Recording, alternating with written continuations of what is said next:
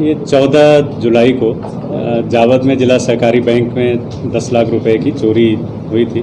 साथ ही मनासा में भी 1,80,000 की चोरी 9 जुलाई को हुई थी।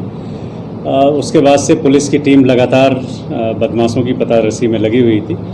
इसी बीच में एक बड़ी महत्वपूर्ण कल देर रात में सूचना आई कि हाईवे पर एक कार में कुछ बदमाश हैं जो नया गांव की तरफ जा रहे हैं और कहीं न कहीं वो किसी पेट्रोल पंप पे घटना करने की नीयत से घूम रहे हैं। इस सूचना पे तत्काल टीआई जावद, थाना प्रभारी मनासा, थाना प्रभारी रामपुरा, इनकी टीमें बनाई गई थी और टीमों द्वारा वहाँ घेराबंदी करके नया गांव के पास इनको रोका गया।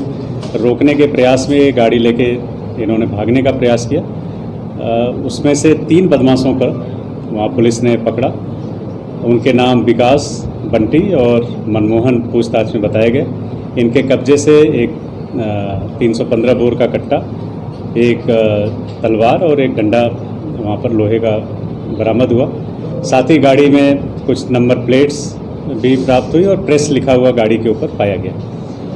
इनसे पूछताछ के बाद पता चला कि इनके साथ 2 और साथी थे जो उस गाड़ी में बैठे थे और घटनास्थल से वो फरार होने में सफल हो पाए थे।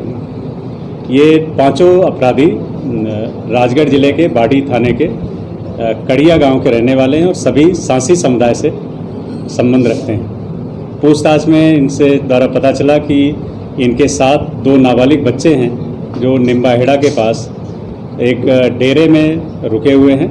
साथ ही टीम वहीं से आसपास के ज़िलों में घटना करने के लिए ऑपरेट कर रही थी।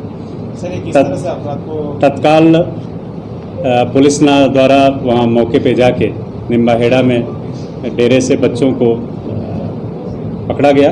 पकड़ने के बाद वहाँ उनसे पूछताछ और तलाशी के बाद घटना जो डेरा था घटनास्थल के से लगभग 10,60,000 रुपये के नोट 500 के थे जो पुलिस ने बरामद किए। इसमें सबसे बड़ी महत्वपूर्ण बात थी कि उस नोट पे जिला सहकारी बैंक जावद के स्लिप्स और उसकी सील भी उस पर लगी हुई पाई गई, जिससे ये प्रमाणित हुआ कि इनके द्वारा ही जावद के जिला सहकारी बैंक की घटना की थी। पूछताछ में ये भी पता चला कि 14 जुलाई को एक कार से जावद के पास आए थे। जावद के बाहर उन्होंने गाड़ी खड़ी की थी और वहाँ से पैदल चलते हुए जिला सहकारी बैंक गए थे। अपने साथ 2 बच्चों को भी इन्होंने नाबालिग साथ में रखा था और उनकी मदद से पहले इन्होंने रैकी की बैंक में और अकाउंटेंट का जो कमरा था जो खुला हुआ था एक तरफ से, वहाँ पर इन्होंने पहले तलाशी ली और देखा कि वहाँ पर जब 500 की गड्डियाँ रखी हैं, उसके बाद इनके द्वारा वहाँ पर छोटे बच्चे को भेज के 500 के 2 बड़े थैले इन्होंने लिए गए जिसमें कुल 10 लाख रुपए। किस तरह की गैंग थी, कौन इनका लीडर था, क्या वो पकड़ में? इनमें विकास नाम का जो इसमें सांसी है वो इसका लीडर है और इनके साथ कुल 5 लोग हैं जो घटना में शामिल रहते थे। इनके द्वारा 9 जुलाई को ही मनासा में भी एक किसान के साथ 1,80,000 रुपये का इसी तरह से बैंक के बाहर से उसको पलक झपकते ही चोरी की घटना की गई थी। साथ ही पूछताछ में ये भी पता चला है कि सीतामऊ मंदसौर और आलोट रतलाम में भी इनके द्वारा पिछले 15 दिन पूर्व घटनाएं की गई थी। अभी इन आरोपियों का हम लोगों ने 3 दिन का पुलिस रिमांड लिया है।